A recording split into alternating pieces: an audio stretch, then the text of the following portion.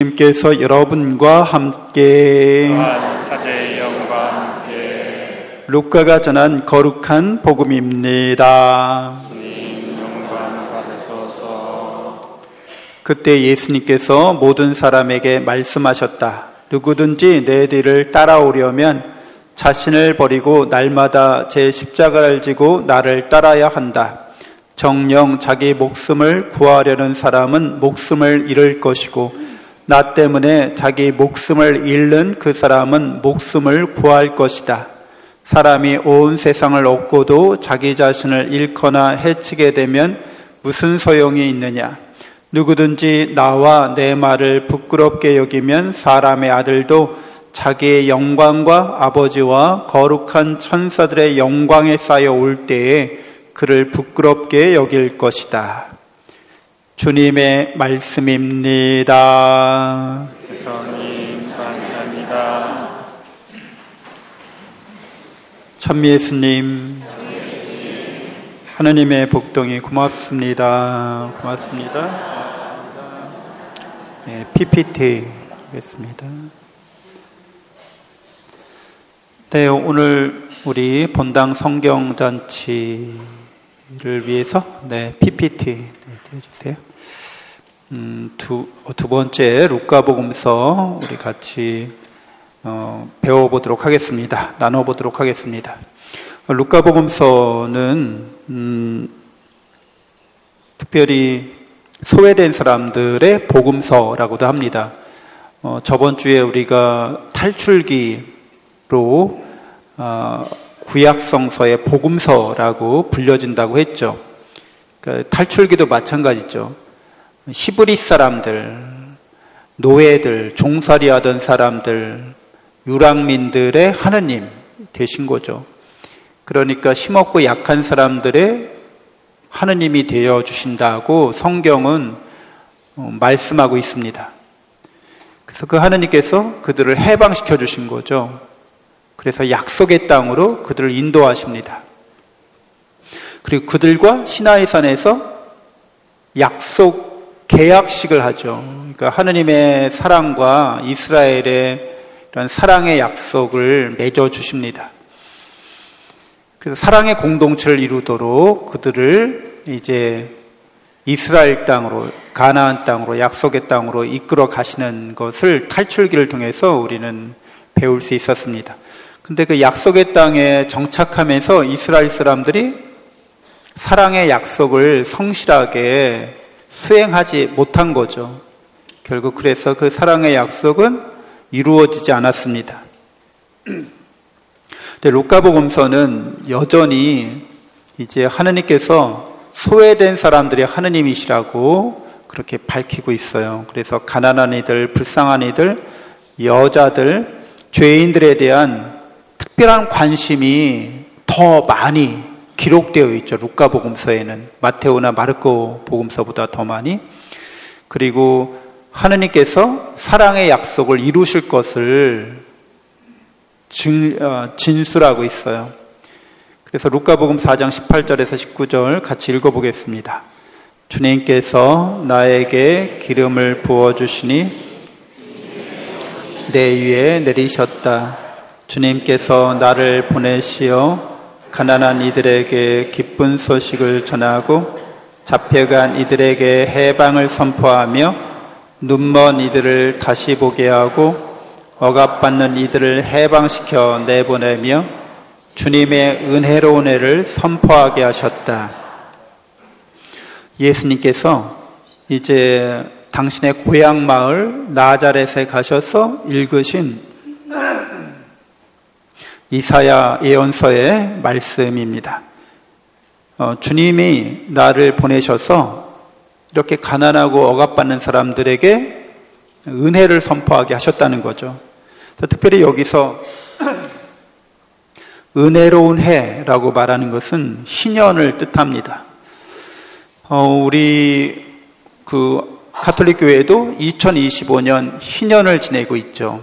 그러니까 이 희년은 하느님의 사랑의 약속이 이루어지는 공동체를 위한 하느님의 계명이었던 겁니다.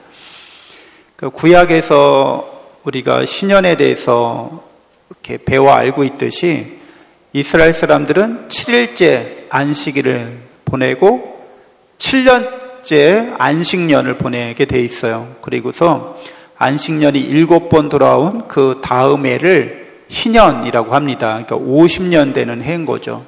50년 되는 해를 왜 기쁨의 해, 기쁠 시자 신년이에요. 왜 기쁨의 해인가는 이제 서로 사랑의 공동체를 이루라고 말씀하셨지만 이제 가면 갈수록 부익부, 빈익빈이 이렇게 사회 현상으로 나타나죠. 양극화가 된다는 거예요. 그러면 불평등과 불공정이 이렇게 점점 그 사회를 병들어가게 할 수밖에 없습니다. 양극화가 심화된다는 것 자체가 사회에 병증을 나타내는 거죠. 공동체가 병들었다는 거예요. 그래서 신년에서는 어떻게 말하고 있느냐 하면 내가 가난해졌어요. 그래서 나의 자산을 팔아야 돼. 부동산을 팔아야 돼. 금쪽 같은 내 땅을. 그리고 그렇게 팔아서 생활하려고 그랬더니 그것마저도 안 돼. 그래서 자기를 노예로 팔 수밖에 없어. 자기 가족도 다 노예로 팔려가. 그러니까 절망적이죠. 그러면 이제 나는 나의 자산도 없고 나는 남의 종이 됐으니까 그 집안은 대대로 종 노릇밖에 할 수 없는 거예요. 근데 신년이 되면 종살이에서 해방시키라는 거예요. 그리고 내가 팔았던 땅을 다시 찾게 된다는 겁니다. 그게 하느님의 명령이라는 거예요. 그래서 이스라엘 사람들은 신년이 되면 이제 땅을 팔아야 돼. 그러면 앞으로 신년이 10년 남았어요. 그러면 10년치 사용권을 파는 거예요. 그리고 신년이 되면 땅의 주의 그 권리를 다시 찾는 겁니다. 그러니까 10년 동안 사용권을 팔아서 잘 생활할 수 있는 거죠. 그래도 안 돼가지고 내가 노예가 됐잖아요. 신년이 되면 그냥 풀려나는 겁니다. 종살이에서. 하느님께서 사랑의 공동체를 이루라고 신년을 말씀하신 건데 실제로 이 신년이 잘 지켜지지 않아요. 사람들이 욕심이 그냥 그득그득해서 땅을 되돌려주지도 않고 종을 해방시키지도 않습니다. 신년의 정신이 무너진 거죠. 그래서 예수님께서 나자렛 마을에서 신년을 선포하고 있으신 거예요. 그런데 이렇게 신년이 안 지켜지는 이유가 어디 있다고 예수님이 보시는 거예요? 사람들이 죄에 사로잡혀 있다는 거예요. 그래서 예수님의 신년은 우리를 죄로부터 해방시키는 것에 초점을 맞춥니다. 그래서 이 루카복음서, 모든 복음서가 복음이라는 말이 기쁨의 책이라는 뜻이죠. 뭐가 기쁘다는 거예요? 우리가 죄로부터 해방됐다는 거, 구원받았다는 게 기쁨이라는 거죠. 그리고 루카복음서에서는 기쁨이라는 단어를 굉장히 많이 사용합니다. 신년의 기쁨을 말한다는 거죠. 은혜를 충만히 받았다는 거예요. 그래서 하느님으로부터 영원한 재산을 받았다는 거죠. 하느님의 나라가 우리 거라고 말씀해 주고 있어요. 그래서 루카복음서에는 15번이나 이렇게 기쁨에 대해서 계속 강조하고 있습니다. 그러니까 오늘 너희에게 기쁜 소식이 전해졌는데 하느님의 아드님께서 베들레헴에서 태어나셨다고 천사들이 얘기해 주죠. 그래서 또 예수님은 성령으로 말미암은 기쁨으로 가득 차 말씀하셨다. 이런 표현도 나옵니다. 그래서 언제 어디서나 루카복음서 읽어보면 이 신년의 기쁨이 복음서에 녹아 있는 것을 여러분들이 발견할 수 있게 됩니다.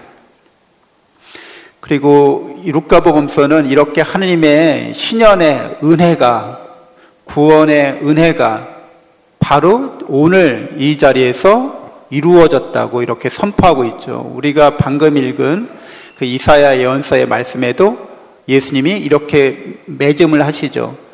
오늘 이 말씀이 너희가 듣는 이 자리에서 이루어졌다 이렇게 말합니다. 그러니까 오늘을 강조해요.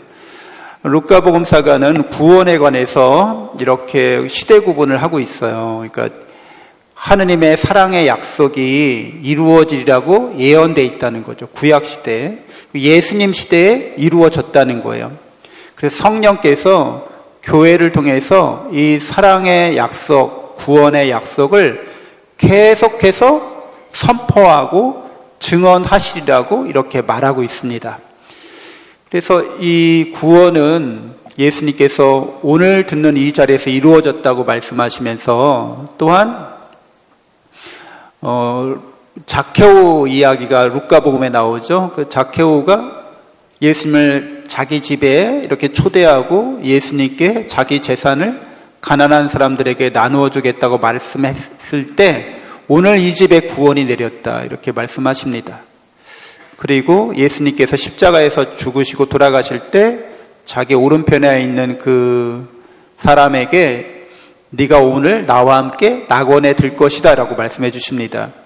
그러니까 하느님의 사랑과 은혜는 언제 이루어진다는 거예요?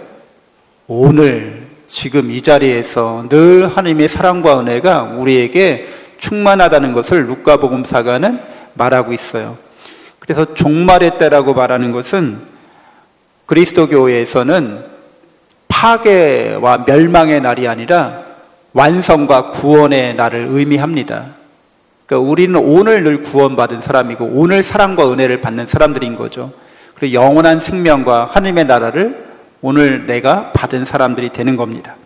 그래서 내가 종말의 시대를 이미 살고 있는 거죠. 완성의 시대를, 회복의 시대를 살고 있다고 이렇게 알아들을 수 있습니다. 루카복음사가는 특별히 기도에 관련해서도 다른 복음서들도 더 많이 말하고 있는데 루카복음서가 이렇게 서두에 말하고 있는 이 테오필로스라는 인물이 등장하죠. 나는 테오필로스님에게 이 복음서를 바치는데 잘 읽으시고 당신이 믿는 그 이야기들이 다 진리라는 것을 깨닫게 되기를 바랍니다. 믿게 되기를 바랍니다. 이런 서문을 쓰고 있는데 테오필로스라는 말의 뜻은 하느님을 사랑하는 사람이라는 뜻이 됩니다. 그러니까 어떤 특정한 한 사람일 수도 있고 우리 모두일 수도 있습니다. 우리가 모두 하느님을 사랑하는 사람들이기 때문에 우리에게 편지를 쓰고 있다는 거죠. 하느님의 사랑의 약속이 은혜 가운데 이루어졌고 오늘 그 은총이 베풀어지고 있으니까 우리가 예수님의 제자로서 이렇게 살아가도록 권고하고 있습니다. 그래서 특별히 이 루카복음서에는 예수님의 제자들에 대해서 말씀하고 있는데 모든 사람에게 말씀하셨다라는 표현을 더 많이 쓰고 있어요. 그러니까 제자들뿐 아니라 모든 사람에게 말씀하고 있다. 그 말은 지금 오늘 이 자리에 있는 우리에게도 말씀하신다는 뜻이기도 합니다. 모두에게 말씀하셨다고 이렇게 기술하고 있을 뿐만 아니라 특별히 사도라는 말도 다른 복음서에 비해서 많이 쓰고 있어요. 마테오나 마르코 복음서는 사도라는 표현을 딱 한 번씩만 써요. 그리고 요한복음은 아예 사도라는 말을 안 씁니다. 근데 루카복음서에는 사도라는 말을 6번이나 써요. 그러니까 사도라는 말의 뜻은 보낼 사자, 무리도자, 보냄을 받은 사람들 12사도를 말하고 있는 거죠. 그러니까 우리는 예수님께서 12사도를 통해서 당신이 보내신 사람들을 통해서 오늘도 우리에게 이렇게 구원의 은혜를 전달하고 있는 거죠. 12사도를 통해서 교회를 세우신 거죠. 그러니까 우리는 교회에 속한 사람들로서 우리도 여전히 제자로서 또 보냄을 받은 사도로서 이 세상에 파견되었습니다. 하나님께서 우리 한국교회의 순교 성인들, 순교 선조들을 통해서 그분들이 사도로서 활동하셨기 때문에 우리도 신앙을 이어받게 되었습니다. 한국 사회에 여전히 사도들을 필요로 합니다.